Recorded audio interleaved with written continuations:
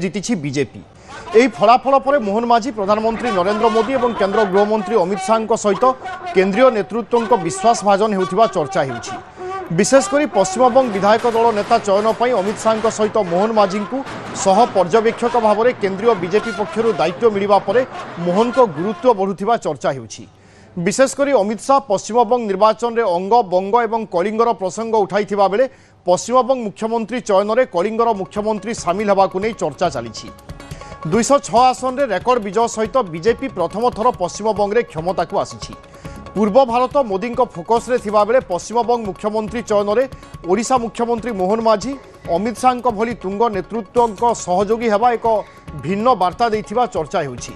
ওড়িশার অনেক নেতা রেস্রে থিলে মধ্য মোহনকু মুখ্যমন্ত্রী করে বড় বার্তা দেইথিলে বিজেপির কেন্দ্রীয় নেতৃত্ব। প্রধানমন্ত্রী বারম্বার মুখ্যমন্ত্রী মোহন মাঝি প্রশংসা করুথিবা বেলে পূর্ব ভারতের মোহনকু রাজনৈতিক চেহারা বড় করিবা পাই উদ্যম করা যাউথিবা চর্চা হেউছি।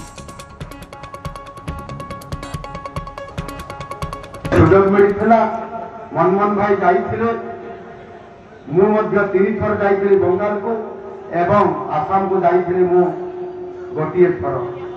ଏବଂ ସେ ଭିତରେ ଯେଉଁ ବିଧାନସଭା ଗୁଡ଼ିକରେ ଆମେ ପ୍ରଚାର କରିଥିଲୁ, ମୁଁ ଯେଉଁଥିରେ ଯାଇଥିଲି ଆସାମର ମାରିଆନି ଆଉ ଗୋଟିଏ ହେଲା ସହାନି, ସେଠି ସମ୍ପୂର୍ଣ୍ଣ ଭାବରେ ଭାରତୀୟ ଜନତା ପାର୍ଟି ବାଜିମାତ କରିକି ବିଜୟୀ ପ୍ରାପ୍ତ ହେଇଛି।